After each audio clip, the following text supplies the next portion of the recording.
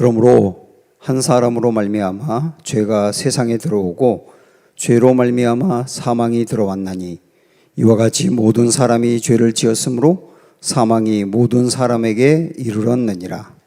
죄가 율법 있기 전에도 세상에 있었으나 율법이 없었을 때에는 죄를 죄로 여기지 아니하였느니라. 그러나 아담으로부터 모세까지 아담의 범죄와 같은 죄를 짓지 아니한 자들까지도 사망이 왕노릇하였나니 아담은 오실 자의 모형이라. 그러나 이 은사는 그 범죄와 같지 아니하니 곧 한 사람의 범죄를 인하여 많은 사람이 죽었은즉 더욱 하나님의 은혜와 또한 한 사람 예수 그리스도의 은혜로 말미암은 선물은 많은 사람에게 넘쳤느니라. 또 이 선물은 범죄한 한 사람으로 말미암은 것과 같지 아니하니 심판은 한 사람으로 말미암아 정죄에 이르렀으나 은사는 많은 범죄로 말미암아 의롭다 하심의 이름이니라. 한 사람의 범죄로 말미암아 사망이 그 한 사람을 통하여 왕노릇하였은즉 더욱 은혜와 의의 선물을 넘치게 받는 자들은 한 분 예수 그리스도를 통하여 생명 안에서 왕노릇하리로다. 그런즉 한 범죄로 많은 사람이 정죄에 이른 것 같이 한 의로운 행위로 말미암아 많은 사람이 의롭다 하심을 받아 생명에 이르렀느니라. 한 사람이 순종하지 아니함으로 많은 사람이 죄인 된 것 같이 한 사람이 순종하심으로 많은 사람이 의인이 되리라. 율법이 들어온 것은 범죄를 더하게 하려 함이라. 그러나 죄가 더한 곳에 은혜가 더욱 넘쳤나니 이는 죄가 사망 안에서 왕노릇한 것 같이 은혜도 또한 의로 말미암아 왕노릇하여 우리 주 예수 그리스도로 말미암아 영생에 이르게 하려 함이라. 아멘. 네, 오늘 로마서 이제 12장 5장 12절인데요. 매번 이 로마서 말씀은 좀 정리하고 가는 게 좋습니다. 모든 사람이 다 죄를 지었다. 유대인도 죄를 졌고 이방인도 죄를 졌다. 그래서 의인은 없나니 한 사람도 없다. 원래 사람이 자기의 행위로 온전해야 의인이 될 수 있는데 하나님은 행위로 온전해지는 그 의인이 되는 길이 아니라 또 다른 의인이 될 수 있는 길을 우리에게 열어주셨다.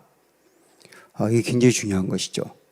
만약에 행위로 의로워야만 된다면 우리 중에 누구도 의인이 될 수 없는데 하나님께서 다른 의, 다르게 의로워질 수 있는 길을 열어주셨기 때문에 우리가 의로워질 수 있는 거예요. 그 다른 의가 어떤 길이냐면 예수님이 우리를 대신해서 돌아가심으로 모든 죄를 해결하시고 그 예수님의 공로 때문에 우리가 의로워지는 거예요. 그 길을 열어주셨다는 거죠. 그것을 마음으로 믿는 사람이 구원받는 사람이다. 이렇게 이야기할 수 있죠. 그래서 행위로 의로워지는 게 아니라 믿음으로 의로워지는 길이 열렸다는 거죠. 이것은 사실 구약 성경에서도 아브라함이 의로워지는 것이 바로 그런 과정을 통하여 이루어진 것을 보면 이것은 신약의 얘기만이 아니라 구약부터 쭉 흘러오는 하나님의 일관된 방법이다. 이런 것을 우리에게 알려준 것입니다. 그게 4장까지였고요. 5장에 넘어와서 그렇게 믿음으로 의로워진 사람이 누리는 복이 뭐냐 하는 걸 이야기했습니다. 그 복은 하나님과 화평하게 된다. 원수였던 하나님과의 관계가 화목한 관계가 된다.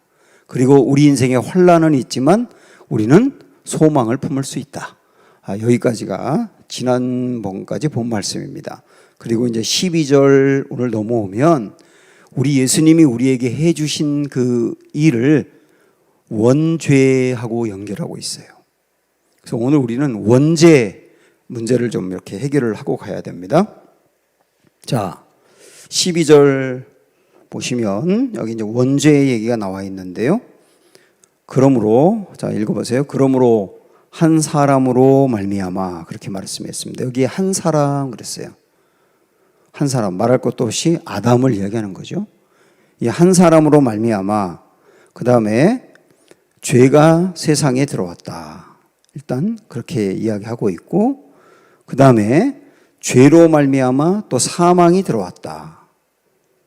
그리고 이와 같이 모든 사람이 죄를 지었으므로 사망이 모든 사람에게 또 들어왔다. 이렇게 말씀하고 있습니다. 여기 다시 아니요. 놓으세요. 12절. 금방금방 옮기지 말고요. 여기 12절 보면 한 사람으로 인해서 이루어진 것이 3단계 연쇄 반응이 있다는 거예요. 3단계 연쇄 반응. 첫 번째, 죄가 들어왔다는 겁니다. 죄가 들어왔다. 이제 아담이 선악과를 따먹는 것으로 인해서 죄가 들어왔다. 그 말은 뭐냐면 원래 죄는 하나님이 만든 게 아니었다는 거예요. 하나님이 만든 게 아니고 죄가 처음으로 이때 들어왔다는 거예요. 그런데 그 다음에 두 번째 연쇄 반응은 뭐냐면 죄가 들어옴으로 말미암아 죽음도 들어왔다는 거예요. 원래 사람은 죽을 수 없는 존재로 하나님이 처음 창조하신 거죠. 그래서 원래 타락하지 않았다면 모든 사람들은 영원히 그냥 사는 거예요. 그런데 죄로 인하여 죽음이 들어오게 되었다. 그런데 여기서 끝난 게 아니라 이 한 사람이 죄를 짓고 죽는 것으로 말미암아 모든 사람이 죽을 수밖에 없는 길이 이렇게 열리게 되었다는 거예요. 모든 사람에게 죽음이 들어왔다. 이렇게 아담 한 사람의 죄가 모든 사람의 죄로, 아담 한 사람의 죽음이 모든 사람의 죽음으로 이렇게 연쇄 반응을 일으켰다는 거예요. 이걸 뭐라고 말하냐면 원죄라고 말하는 겁니다. 원죄. 그러니까 다시 말씀드리지만 원래 아담의 죄가 없었다면 죄도 없었을 것이고 죽음도 없었을 것이다. 이렇게 말할 수 있어요. 그런데 아담의 죄를 범함으로 말미암아 이게 원죄가 되어서 이게 중요한 게 뭐냐면 모든 사람은 어린이든 어른이든 누구든 할 것 없이 전부 다 구원이 필요한 사람이 된 거예요. 모두 다, 한 사람도 예외가 없이 전부 다 구원이 필요한 사람이 된 거라고요. 구원을 받지 못하면 어느 누구든 그 사람은 멸망으로 갈 수밖에 없는, 이게 원죄 때문이라는 것을 알 수 있죠. 전부 다 구원이 필요하다. 이렇게 말할 수 있습니다.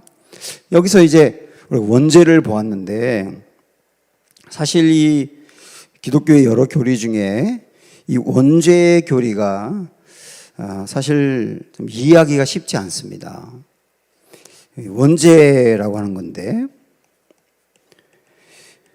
이게 어떤 의문이 생기느냐면, 아니 내가 죄를 지어야 내 죄지 아담이 지은 죄가 어떻게 나의 죄가 될 수 있냐, 이런 생각이 들잖아요.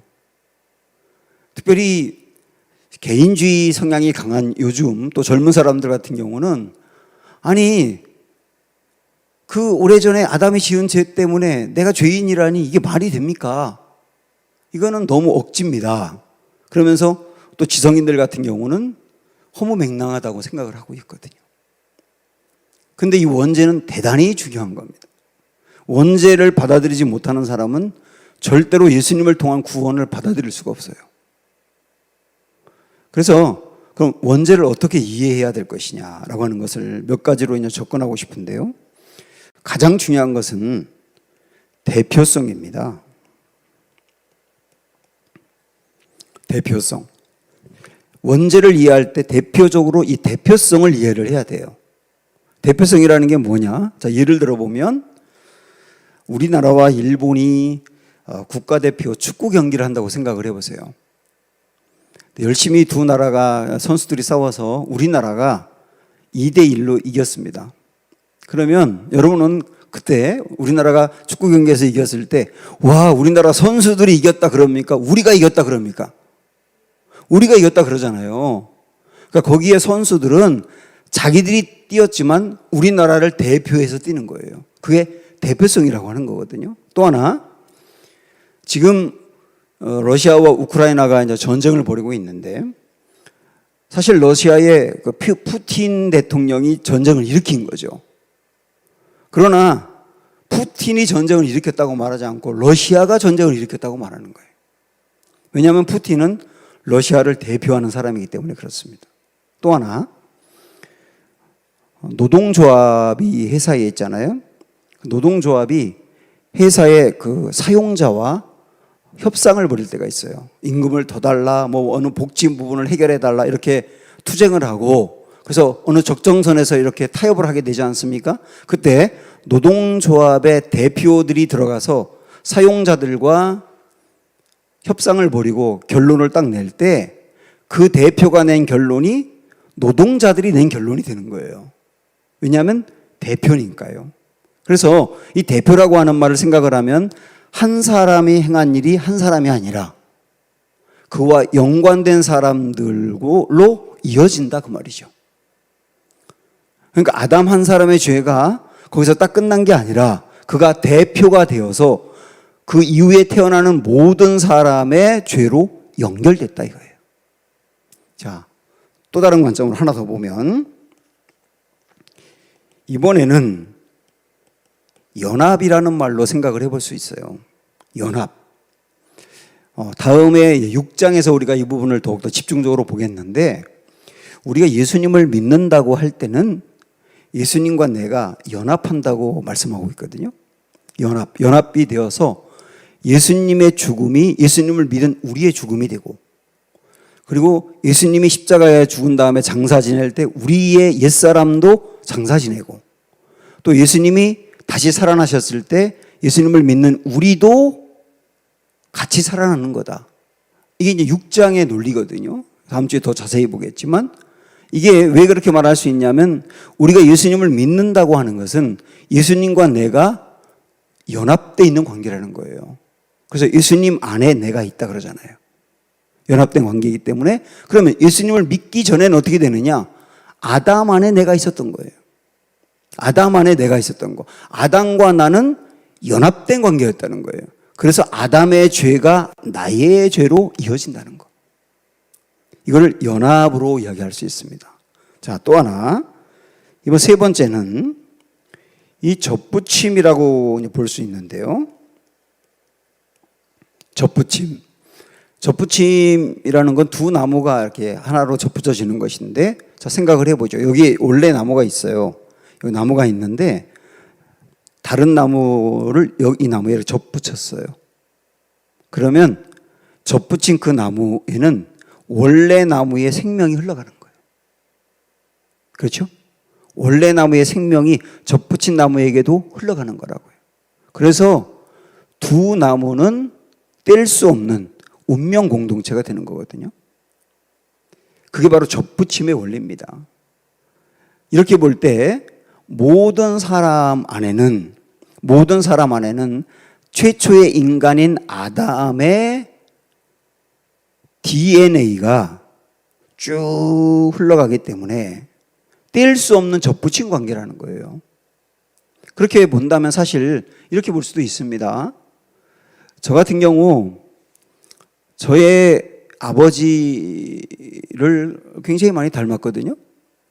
우리 아버지와 제가 목소리도 비슷하고 그리고 키는 제가 아버지보다 좀 더 크지만 눈이 좀 쑥 들어간 것도 비슷하고 그 굉장히 젊을 때 아버지하고 지금 저희 아버지 모습이 상당히 비슷하다 그래요. 근데 우리 아버지는 할아버지하고 비슷하거든요. 또 할아버지는 제가 못 봤지만 그 위에 증조 할아버지하고 또 뭔가 비슷한 부분이 많았을 거예요.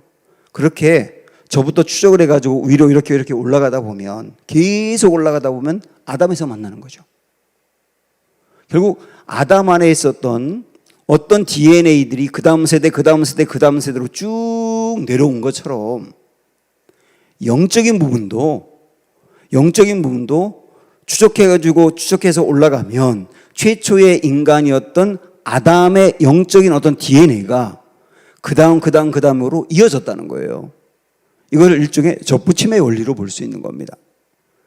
자, 이 세 가지 대표성, 연합, 접붙임 이것으로 이제 원죄를 이해하는데 아직까지 깔끔하게 다 이해는 안 될 수 있어요. 논리적으로 잘 이해가 안 되기 때문에. 근데 여기서 우리는 그러면 네 번째로 이 세 가지가 논리적으로 이해가 안 된다면 이렇게 볼 수 있습니다. 실상. 이 실상이라는 말은 뭐냐면 그러면 실제 보자 그 얘기예요. 실제 보자. 한 아이가 태어났어요. 한 아이가 태어났는데 그 아이가 죄를 학습받지 않았는데 죄를 짓는단 말이에요. 죄를 배운 적이 없는데 죄를 짓는다고요. 이것은 뭐라고 말할 수 있냐면 모든 사람이 태어날 때 죄가 본성 안에 있다는 것이에요. 죄가 본성 안에 있다. 본성이라는 것은 배우기 전에 있다는 거예요. 여러분 이걸 잘 생각을 해보시죠. 만약에 정말 깨끗한 모습으로 죄가 전혀 없는 모습으로 죄 지을 가능성도 없는 모습으로 태어났는데 성선설이겠죠. 선하게 태어났는데 죄를 배우고 죄가 학습되고 그래서 죄를 짓는 거다. 이렇게 말할 수 있느냐? 아니면 설령 아주 천진난만한 어린아이 모습으로 태어났다 하더라도 그 아이의 본성 속에는 죄 지을 가능성과 그리고 배우지 않았는데도 나타나는 악한 모습이 있는가? 이 둘을 놓고 비교해 볼 때 자녀를 키워본 모든 부모님들은 하나같이 얘기할 거예요. 학습되기 안에 본성 안에 있는 것이다. 학습되기 이전에. 그렇게 본다면 이게 실상이라고 하는 겁니다. 실상. 그걸 보면서 우리는 알 수 있다. 모든 사람이 태어나면서부터 죄를 가지고 나온다는 것. 그게 바로 원죄라고 하는 것. 이렇게 알 수 있다는 거예요. 그래서 이 실상이라고 하는 것을 좀 이해하면서 우리 13절 14절의 말씀을 그런 각도에서 한번 생각을 해봐야 됩니다. 자 보세요. 13절 죄가 율법 있기 전에도 세상에 있었으나 율법이 없었을 때에는 죄를 죄로 여기지 아니하였느니라. 일단 그랬어요. 여기 다시 보면 죄라고 하는 게 저거가 살인죄야, 저거가 간음죄야, 저게 도둑질이야, 저게 거짓말이야 이렇게 죄라고 그게 무슨 죄인지를 명시한 것은 율법이 있었기 때문이에요. 법이 있으니까 죄목이 있는 거죠. 그러면 율법이라고 하는 것은 모세 시대 때 처음 생긴 거 아닙니까? 하나님이 주신 거죠. 그러면 모세 이전에는 어땠느냐? 아담 때부터 모세 이전까지는 율법이 없었어요. 그래서 뭐가 죄라고 이렇게 규정하지는 않았어요. 그렇다고 죄가 없었나요? 그렇다고 죄가 없었나요? 그럼 노아 시대 때 사람들이 죄를 범했다고 한 것은 그건 뭔가요? 뭔가 죄로 규정하는 건 아니라 할지라도 그때도 분명히 죄가 있었잖아요. 분명히 죄가 있었잖아요. 율법이 생기기 전에도. 그래서 14절에 보면 자 그러나 아담으로부터 모세까지 아담의 범죄와 같은 죄를 짓지 아니한 자들까지도 그러니까 아담과 똑같은 죄를 범하지 않은 사람이라 하더라도 그 다음 뭐라고 말씀했냐면 사망이 왕노릇하였나니라고 되겠어요. 사망이 왕노릇하였나니 이 말이 중요한데 사망이 왕노릇했다라고 하는 말은 뭐냐면 죄를 지어서 그 죄의 결과로 사망에 이르도록 죄가 왕처럼 사람을 지배했다는 거예요. 왕노릇이라는 말은 지배한다는 뜻이잖아요. 그러니까 이미 율법이 있기 전에도 사람들은 다 죄의 지배를 받았다. 그래서 죄가 끄는 대로 끌려다녔고 결국 그것으로 인하여 사망에 이르게 됐다. 그러면 이걸 통하여 우리는 알 수 있다. 원래부터 사람들은 죄에 끌려다니는 인생으로 만들어졌다는 거. 이게 이제 아담 이후에 그렇단 말이죠. 그걸 통하여서 우리는 원죄가 있다는 것을 받아들일 수밖에 없다. 이렇게 이제 정리를 해주고 있는 거예요. 여러분도 한번 그런 의미로 쭉 정리를 한번 해보세요. 자, 아까 제가 서두에 원죄를 인정하지 않으면 그다음에 예수님의 그 구속을 받아들일 수가 없다 그랬어요. 원죄를 인정하는 사람만이 예수님의 대속을 받아들일 수 있습니다. 왜 그런지 아십니까? 자, 이 말씀 한번 보세요. 5장 끝에 보면 아담은 오실자의 모형이라 그랬어요.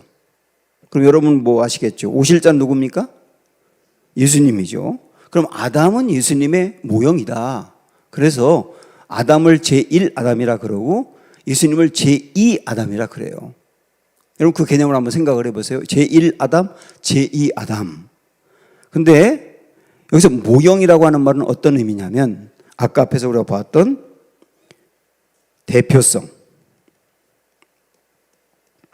대표성이라는 측면에서 모형이라는 거예요. 우리 앞에서 배웠죠.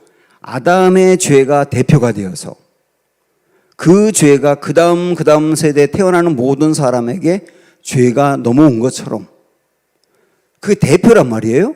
그러면 여기서 우리는 어떤 논리로 볼 수 있냐면 예수님이 행하신 일이 대표가 되어서 우리 예수님을 믿는 우리에게도 예수님이 행하신 일이 넘어온 거다. 이런 의미가 된단 말이에요.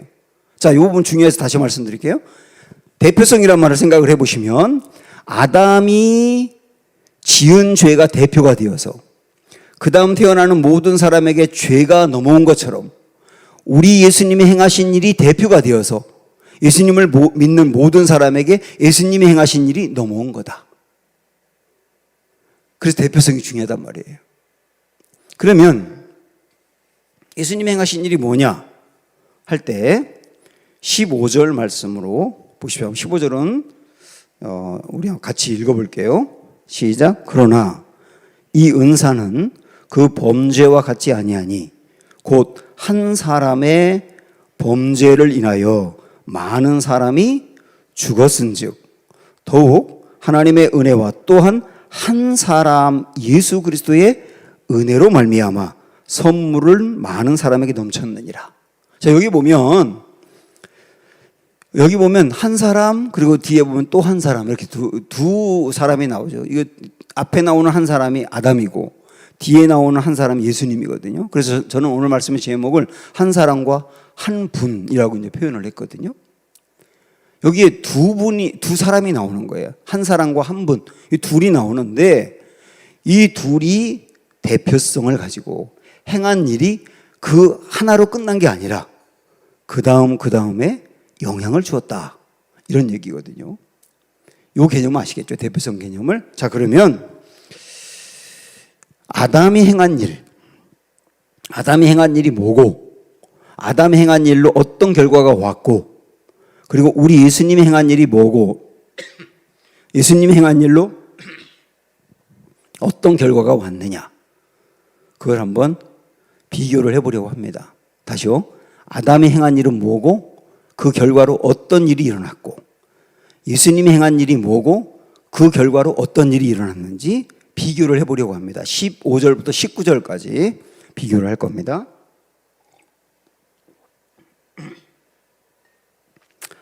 자, 그러면 이번에 여러분 성경을 보시면서 비교를 해보겠습니다. 제가 여기다 메모를 해야 되기 때문에 그래요. 우선 아담이 행한 일,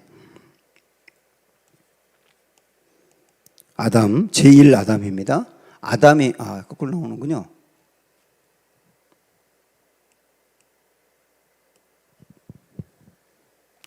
아담이 행한 일을 보겠는데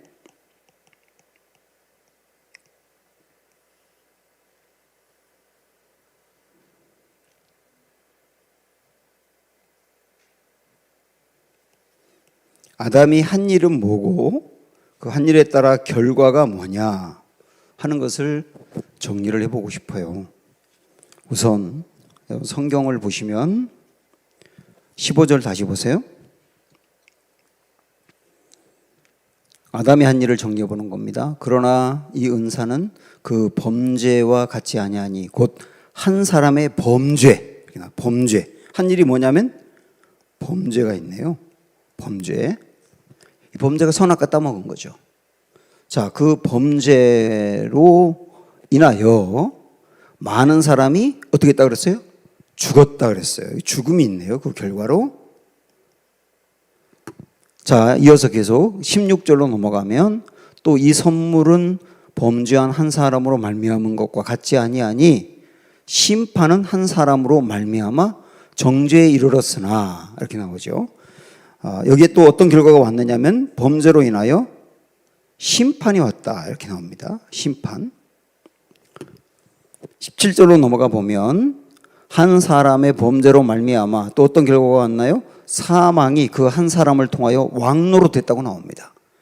사망이 왕노릇해요.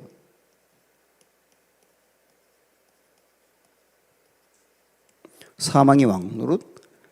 18절로 넘어가 보면 그런즉 한 범죄로 많은 사람이 정죄에 이른 것 같이라고 나오죠. 또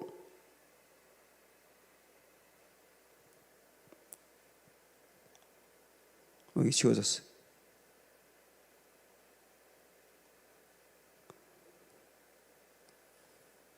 지금 아담이 한 일과 그 결과를 보고 있습니다. 아담이 한 일은 범죄. 그래서 그 결과로 어떻게 했다고 나왔죠? 죽음, 심판, 사망이 왕노릇, 그리고 18절에서 정죄에 이르렀다 그랬죠. 정죄. 그리고 19절에 보면 한 사람이 순종하지 아니함. 여기 또 한 일이 나오는데 불순종이 나오네요. 불순종. 불순종으로 많은 사람이 죄인이 됐다고 나옵니다. 죄인. 요게 지금 이렇게 정리한 게 아담이 한 일과 그의 결과예요. 다시 한번 보세요. 아담이 한 일은 뭐냐? 범죄. 선악과를 따먹은 범죄를 저지르고, 이것은 곧 다르게 말하면 불순종이다. 그 결과로 뭐가 왔느냐? 죽음이 왔다. 그리고 심판이 왔다. 그리고 사망이 왕노릇하게 되었다. 이건 조금 이따 다시 설명을 드릴게요. 이 부분은. 그 다음에 정죄를 당하게 되었다. 그리고 죄인이 되었다. 이게 아담이 한 일이 되는 거예요. 그리고 그의 결과란 말이죠. 아담이 한 일이 대표가 되어서 우리에게 그런 결과가 왔다 이 말이에요. 정리되셨죠? 그럼 이번에는 우리 예수님이 한 일은 뭐냐 하는 걸 보겠습니다. 제2의 아담인 예수님이 한 일은 뭐냐. 이것도 한번 정리를 해볼게요. 예수님이 한 일과 그 결과가 뭐냐 하는 겁니다. 다시 15절부터 올라가서 보면, 그러나 이 은사는 그 범죄와 같지 아니하니 곧 한 사람의 범죄로 인하여 많은 사람이 죽었은즉 더욱 하나님의 은혜와 또한 한 사람 예수 그리스도의 은혜. 이 은혜라고 표현하고 있어요. 은혜.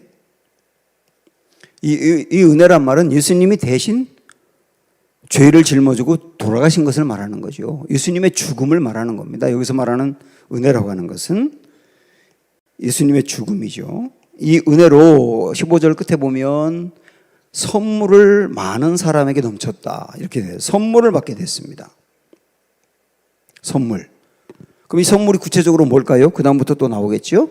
16절 보면 또 이 선물은 범죄한 한 사람으로 말미암은 것과 같지 아니하니 심판은 한 사람으로 말미암아 정죄에 이르렀으나 은사는 뭐 선물과 같은 의미죠. 많은 범죄로 말미암아 의롭다 하심에 이르렀다. 이렇게 나옵니다. 의롭다 하심. 의롭다 하심. 칭의라고 하죠. 당신 의로와라고 하는 칭함을 받게 되었다. 그 다음에 17절 보면 한 사람의 범죄로 말미암아 사망이 그 한 사람을 통하여 왕노릇하였은즉 더욱 은혜와 의의 선물을 넘치게 받는 자들은 한 분 예수 그리스도를 통하여 뭐가 주어졌나요? 생명 안에서 왕노릇한다. 생명 안에서 왕노릇한다. 생명이 왕노릇한다 이렇게 말할 수 있어요. 생명이 왕노릇한다 이렇게 나왔었죠. 그 다음에 18절 보면 그런즉 한 범죄로 많은 사람이 정죄에 이른 것 같이 한 의로운 행위로 말미암아. 여기 의로운 행위라고 나와 있어요. 예수님이 한 일은 의로운 행위다. 이것으로 말미암아 많은 사람이 의롭다 하심을 받아 생명에 이르렀느니라. 또 이렇게 말씀합니다. 생명을 얻었다. 그 생명이 영생을 말하는 거예요. 영생. 그리고 19절에 보면 한 사람이 순종하지 아니함으로 많은 사람이 죄인이 된 것 같이 이번엔 한 사람의 순종, 죽기까지 순종한 것이죠. 예수님이. 그것으로 말미암아 많은 사람이 의인이 되었다. 이렇게 나와요. 의인이 되었다. 그러니까 이게 예수님이 행하신 일을 정리한 거예요. 다시 해보세요. 예수님이 한 일은 뭐냐면 우리에게 죽음으로 은혜를 갚아주셔요. 은혜를 베풀어 주셨다. 당신이 대신 죽음으로. 그것을 의로운 행위라고 표현하고 있고 하나님에게 죽기까지 순종한 것이라고 표현하고 있어요. 예수님이 행하신 일이죠. 십자가. 이 일을 통하여 우리에게 어떤 결과가 주어졌느냐면 선물이 주어졌는데 그 선물은 구체적으로 우리가 의롭다 하심을 받는 칭의를 얻게 되었고, 칭의를 얻게 됐다는 말은 다르게 말하면 구원을 받았다는 뜻이에요. 그리고 생명이 왕노릇하게 되었고, 그 다음에 생명을 얻게 되었고 의인이 되었다. 이렇게 15절부터 19절까지 정확하게 비교를 해주고 있습니다. 아담이 대표가 되어서 한 일 때문에 이런 일이 우리에게 주어졌지만 예수님이 대표가 되어서 한 일 때문에 우리에게 이런 일이 주어졌다. 이렇게 비교를 하고 있습니다. 자, 그러면 이제 그만 보시고 이 중에서 몇 가지 중요한 포인트들을 한번 다시 정리해 볼 필요가 있어요. 17절에 여기 아까 우리가 보았습니다마는 여기에 보면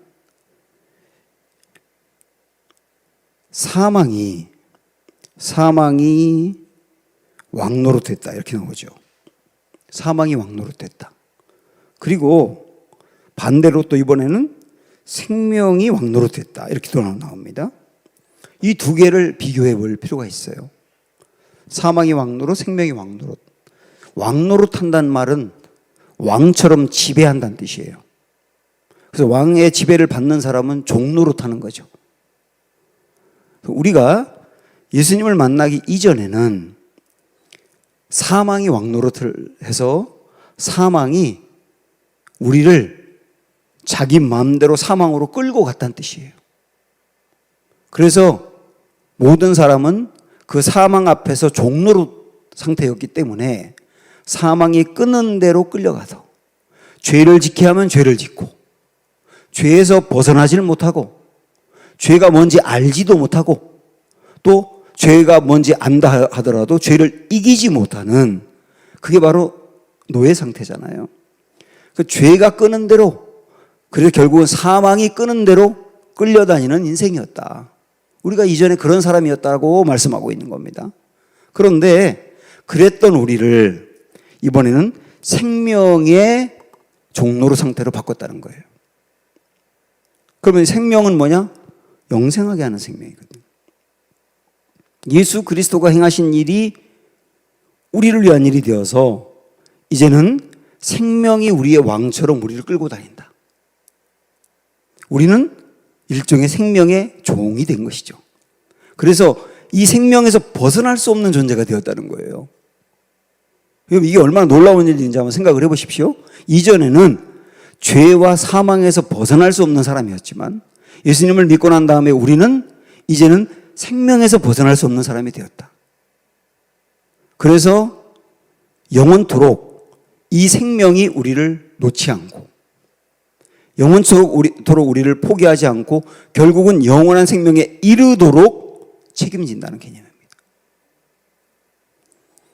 그런데 이 생명은 궁극적으로는 영생을 말하지만 그러나 이 생명이 꼭 나중에 죽어서 우리가 얻게 될 영생만이 아니라 이 땅에 사는 동안도 생명력 있는 삶을 살도록 이끌어가는 것도 되는 거예요.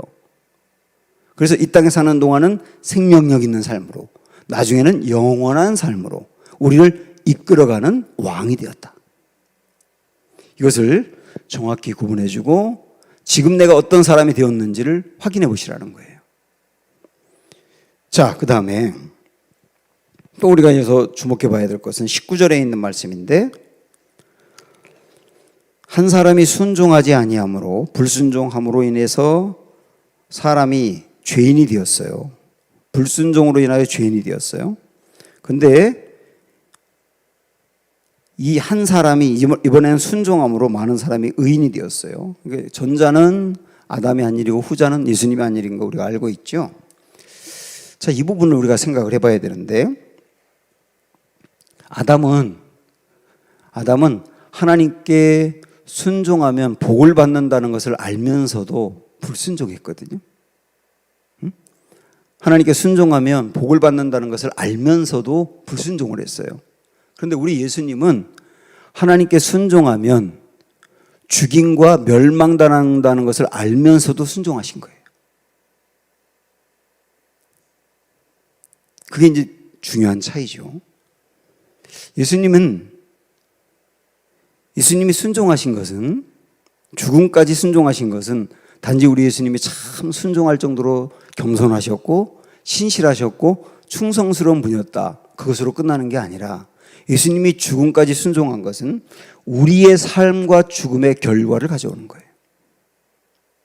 예수님의 순종은 우리가 사느냐 우리가 죽느냐를 결정하는 결과로 가져왔다는 거예요.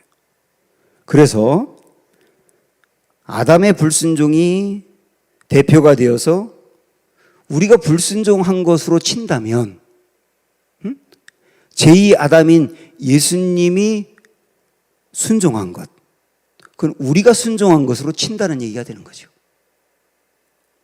다시, 아담이 불순종한 것을 우리가 불순종한 것으로 친다면 제2 아담인 예수님이 순종한 것을 우리가 순종한 것으로 하나님이 쳐준다는 거예요. 간주한다는 거죠. 그럼 예수님이 순종한 게 뭐냐면 죽음이거든요. 그래서 예수님이 죽음을 나의 죽음으로 간주하신다는 거예요. 그러니까 우리의 옛사람이 죽었고 우리 옛사람이 이미 장사 지냈다고 하나님이 우리를 간주하는 거예요. 그래서 우리를 받아들이고 생명을 주신다, 그 말이에요. 그래서 예수님의 순종은 단지 겸손한 성품만이 아니라 우리의 삶과 죽음을 결정한다. 이렇게 말할 수 있는 겁니다. 그래서 예수님의 죽음이 죄값을 치른 거기 때문에 하나님은 예수님의 순종을 우리의 순종으로 받아들여서 우리도 죄값을 이미 치른 것으로 간주하신다는 거예요. 그래서 내가 죄값을 치를 필요가 없는 거예요. 굉장히 중요한 부분이죠. 그리고 또 하나, 이 말씀은 이런 것들도 우리에게 알려주는데, 아담이 선악과를 따먹는 타락 이전에 하나님 보실 때 의로웠어요? 의롭지 않았어요? 의로웠죠. 아담이 선악과 따먹기 전에 하나님 보실 때도 의로웠죠. 그런데 그에게는 타락할 가능성이 있었어요? 없었어요? 다시, 최초로 창조된 아담, 선악과 따먹기 전에 그 아담은 의로웠죠. 죄가 없었으니까. 그런데 타락할 가능성이 있었습니까? 없었습니까? 있었던 거예요. 그러니까 타락을 했지요. 그런데 예수 그리스도의 순종을 통하여 의로워진 우리는 다시 타락할 가능성이 없어요. 없다고요. 그럼 여러분이 의문을 가질 거예요. 아니, 우리 또 죄 짓는데요. 구원을 받고도 또 죄 짓잖아요. 이렇게 대번 의문을 가질 겁니다. 물론 그렇습니다. 우리는 구원을 받고도 또 죄를 짓습니다. 근데 그 죄는 우리를 하나님의 구원에서 떼놓는 죄가 아니에요. 그 죄는, 구원받고 난 뒤에 짓는 죄는 다시 우리를 멸망으로 들어가게 하고 이전의 모습으로 들어가게 하는 죄가 아니라고요. 그 죄는, 범법한 그 죄는 회개함으로 깨끗해지면 되는 죄예요. 우리가 예수님의 그 십자가에서 행하신 일을 믿을 때 우리가 가지고 있었던 원죄가 완전히 사라진 겁니다. 그러므로 여러분 대답하세요. 여러분 안에 지금 원죄가 있습니까? 없는 거예요. 예수님 우리가 마음으로 받아들일 때 원죄가 떠난 겁니다. 원죄가 떠났기 때문에 다시 구원을 잃어버리지 않아요. 다만 그 뒤에 또 짓는 죄들은 우리가 징계를 줄 수 있을지 몰라도 구원을 빼앗아가지 못하는 거다. 이 부분을 정리하는 게 굉장히 중요합니다. 그래서 설령 죄에 넘어졌을 때도 또 회개하고 정결한 모습으로 돌아오면 되는 거예요. 우린 지금 그런 사람이 된 것이다. 예, 아주 중요한 부분입니다. 자, 이번에 하나 더 또 하나 우리가 주목하고 가야 될 게 15절에 있는 말씀, 그리고 17절에 있는 말씀인데요. 자, 여기 15절에 보시면 여러분께서 꼭 이제 중요하게 알아야 될 것이 더욱이라는 요 단어입니다. 더욱. 17절도 한번 보세요. 17절도 보면 여기도 마찬가지로 중간에 더욱이라는 단어가 또 있습니다. 여기도 있죠, 더욱. 더욱이라는 단어를 생각을 해보세요. 자, 그러면 15절에 와서 더욱이라는 말을 중심으로 딱 놓고 더욱 앞에 있는 말과 더욱 뒤에 있는 말을 비교해 보겠습니다. 자, 15절에 있는 더욱 앞에 있는 말은 뭐냐면 그러나 이 은사는 그 범죄와 같지 아니하니 곧 한 사람의 범죄를 인하여 많은 사람이 죽었은즉 아담의 범죄로 인하여 그 대표가 되어서 모든 사람이 사망에 이르게 된 거예요. 이게 더욱 앞에 있는 얘기입니다. 그럼 더욱 뒤에 있는 얘기는 뭐냐면 하나님의 은혜와 또한 한 사람 예수 그리스도의 은혜로 말미암아 선물은 많은 사람에게 넘쳤느니라. 아까 우리가 봤습니다. 선물이 뭐라 그랬어요? 의로워지는 거, 의롭다고 칭함을 받는 거, 의인이 되는 거, 생명을 얻는 거, 생명으로 왕노릇하는 거 등등. 이게 선물이라고 그랬죠. 이게 뒤에 나옵니다. 그러니까 더욱을 중심으로 A와 B가 있는데 그러면 이렇게 말할 수 있어요. 더욱이라고 하는 말은 A가 여기 있고 B가 여기 있고 여기 가운데 더욱이 있는데 그 말은 B가 A를 압도한다 그 말이에요. 이 개념을 잘 생각을 해보십시오. B가 A를 압도한다. A는 뭐냐? 아담의 범죄가 대표가 되어서 우리도 사망에 이르게 되었다. 그런데 그걸 뭐가 압도하느냐면 예수 그리스도가 베풀어 주신 은혜로 말미암아 우리에게 선물이 주어졌는데 그 선물이 아담 행한 일을 압도해 버린다는 거예요. 이해가 되시죠? 그래서 더욱인 거예요. 더욱. 그래서 우리가 이전에 지었던 죄들은 우리를 사망으로 끌고 가지만 예수 그리스도가 행하신 일 때문에 사망으로 끌고 가던 우리를 예수 그리스도의 그 은혜가 더 강한 힘이 되어서 우리를 거기서 꺼내고 우리를 건져냈다. 절대로 그래서 우리는 사망에 이르지 않는다. 이런 말씀인 겁니다. 그래서 이 부분이 중요한 게 더욱이라고요. 자, 이걸 기억하시면서 17절에 있는 더욱도 마찬가지입니다. 자, 보시면 여기 17절에도 더욱 앞부분과 뒷부분이 역시 똑같이 비교가 됩니다. 앞부분은 뭐라고 되어 있냐면 한 사람의 범죄로 말미암아 아담의 죄죠. 사망이 그 한 사람을 통하여 왕노릇하였어요. 사망이 그 사람을 죄를 짓도록 그리고 결국은 멸망받도록 끌고 갔단 말이죠. 이것도 힘입니다. 그런데 더욱 뒤에는 뭐라고 나오느냐면 은혜와 의의 선물을 넘치게 받는 자들은 한 분 예수 그리스도를 통하여 생명 안에서 왕노릇한다. 생명이 그 사람을 끌고 간다. 자, 그러면 여기 다시 더욱을 가운데 놓고 A는 사망이 왕노릇한다. B는 생명이 왕노릇한다. 근데 가운데 더욱이 있다는 말은 B가 A를 압도한다죠.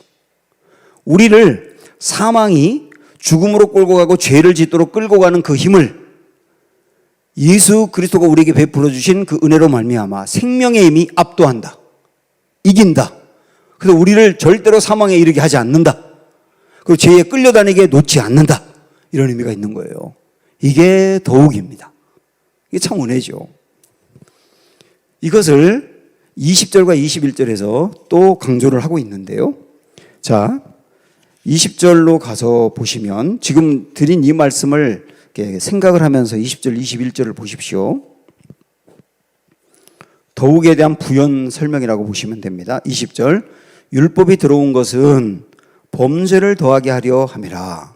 이것도 이해하기 어렵죠. 이게 무슨 말인가? 이걸 먼저 보고 가면 율법이 들어온 것은, 그러니까 율법이라고 하는 것은 범죄를 더하게 하려 함이라라고 하는 말은 뭐냐면 율법 때문에 죄를 더 짓는다는 말이 아니고 율법 때문에 무엇이 죄인지를 알게 된다는 거예요. 그래서 율법을 모를 때는 내 죄가 몇 가지 없는 줄 알았는데 율법을 배우고 나니까 이것도 죄고 이것도 죄고 이것도 죄고 죄가 그렇게 많아요. 그래서 죄가 더 많아졌다는 뜻이에요. 그러니까 율법을 알면 알수록 죄를 알게 된다. 그렇죠? 내가 무슨 죄를 짓는지를 알게 된다. 자, 그 다음이 중요합니다. 그러나부터 죄가 더한 곳에 은혜가 더욱 넘쳤나니. 이 부분이에요. 죄가 더한 곳에 은혜가 넘쳤나니. 여기에 죄, 여기에 은혜. 두 개가 비교가 되고 있어요. 그런데 뭐가 뭐를 압도한다는 겁니까? 죄가 은혜를? 아니요. 은혜가 죄를. 은혜가 죄를 압도한다. 그러니까 우리에게 죄를 짓게 하는 것도 힘이거든요. 죄도 힘이 있어서 우리를 죄로 끌고 갑니다. 그래서 우리가 그 힘에 이렇게 끌려다녀서 죄를 짓는 거잖아요. 그런데 은혜도 힘인 거예요. 우리를 죄를 벗어나서 은혜 안에 살도록 우리에게 힘으로 작용한단 말이에요. 성령이 내 안에 계시기 때문에. 그런데 결국은 뭐가 뭐를 이긴다? 은혜가 죄를 이긴다. 나를 죄를 짓게 하는 힘보다 은혜 안에 살게 하는 힘이 나를 이긴다. 결국 그래서 우리가 계속 죄에 빠져 살지 않도록 우리를 그냥 두지 않고 건전에 의로운 삶을 살도록 이끈다. 이런 말이 되는 거죠. 또 하나, 죄로 인한 사망이 우리를 그대로 영적인 사망에 두도록 은혜가 가만두지 않고 거기서 끝내 우리를 건전해 생명으로 인도한다. 이 힘이 훨씬 크다. 이 힘이 훨씬 크다. 그러니까 우리에게는 죄의 힘도 있고 은혜의 힘도 있어요. 둘 다 있어요. 만약에 죄의 힘이 없다면 죄를 안 지을 거거든요. 죄의 힘이 있기 때문에 죄를 짓는 거죠. 육의 힘이라고 볼 수도 있죠. 그러나 은혜의 힘이 죄의 힘을 이기기 때문에 결국 우리는 은혜 안에 살 수 있는 사람이 되었다. 이런 의미죠. 21절로 넘어가 보면 비슷한 맥락인데 이렇게 표현합니다.